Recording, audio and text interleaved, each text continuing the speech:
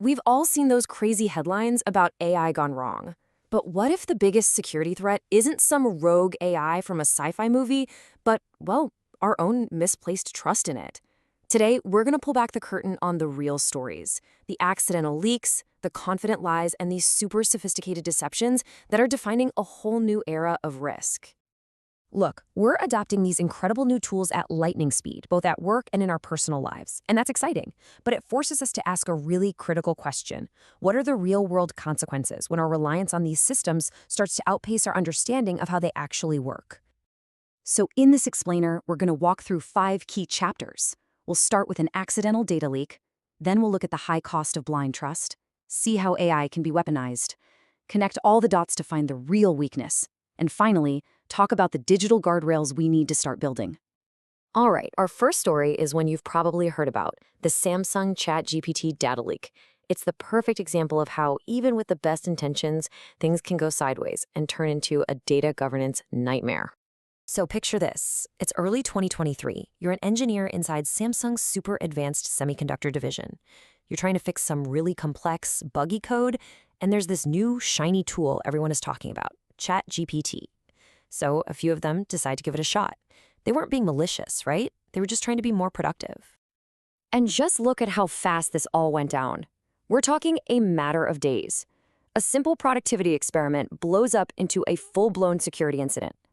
The second that secret proprietary code got pasted into ChatGPT, it was gone. It left Samsung's secure network and landed on external servers. The data was officially out in the wild. And that discovery, as you can imagine, forced Samsung's hand, leading to a swift, company-wide ban. You know, the Samsung incident really gave a name to a growing problem, shadow AI.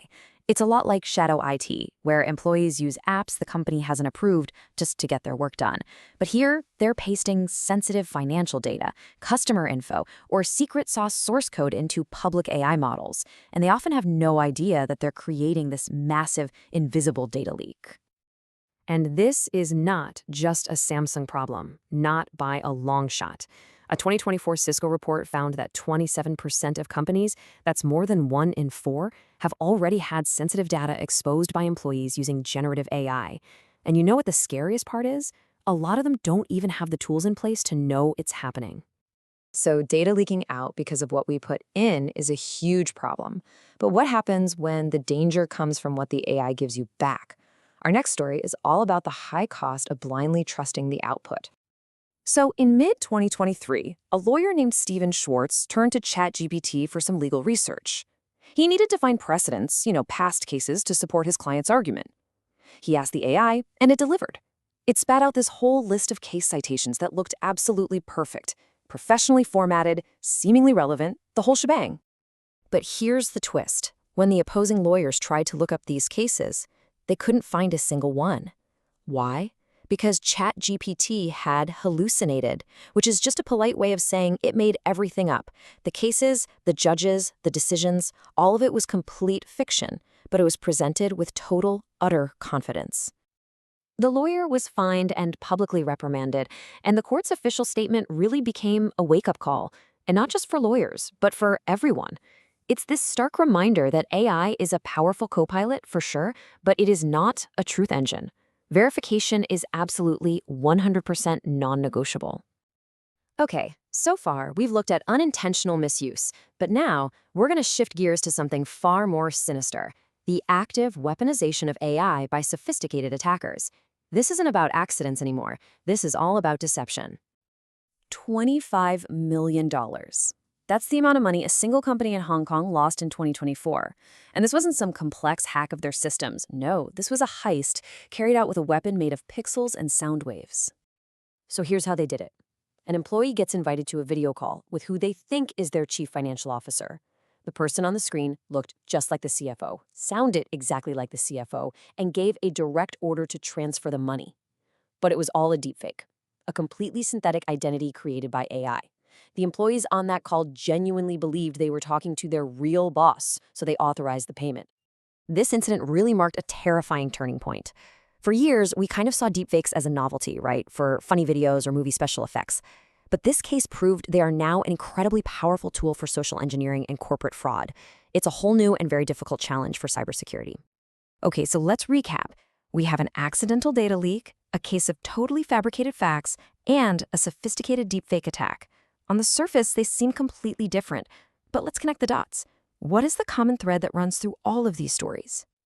When you really break it down, it all comes back to one thing: misplaced trust. Think about it. The Samsung engineers trusted that the AI tool was a private, safe sandbox for their code. The lawyer trusted that the output he was getting was factual. And the employees in that deepfake scam trusted the evidence of their own eyes and ears. The failure wasn't purely technical. And that leads us to the most crucial point here. The biggest vulnerability we're facing isn't necessarily inside the AI models themselves. It's in that space between the human and the AI. It's in how we use them, how we question them, and how much we blindly rely on them without the right checks and balances in place. So, recognizing the problem is the first step. But how do we actually fix it? We can't put the genie back in the bottle, right? The answer is in building clear, intentional frameworks to manage these new risks. We have to build digital guardrails. Just like we built security programs for the cloud, we now have to do the same thing for AI. It's called AI governance, and it really stands on 4 key pillars. First, define policies. That means drawing a clear line in the sand about what data, like that Samsung code, is never ever allowed in a public AI. Second, approve tools. Instead of a free-for-all, companies need a short list of vetted, secure AI services that employees can use. Third, verify outputs.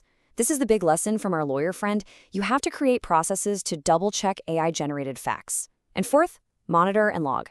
You can't protect what you can't see. It means having visibility into who is using which AI tools and for what. Now, formal policies are absolutely crucial, but they are only half the battle. Ultimately, AI security comes down to us. So the next time you're about to paste something into an AI or take its answer as gospel, just pause for a second. Ask yourself these questions. What am I sharing here? Who can see this, and how could this be misused? In this new era, security isn't just about firewalls and passwords anymore. It's about critical thinking. It's about managing our own trust in these amazing machines we're building. And that responsibility, well, it starts with each of us.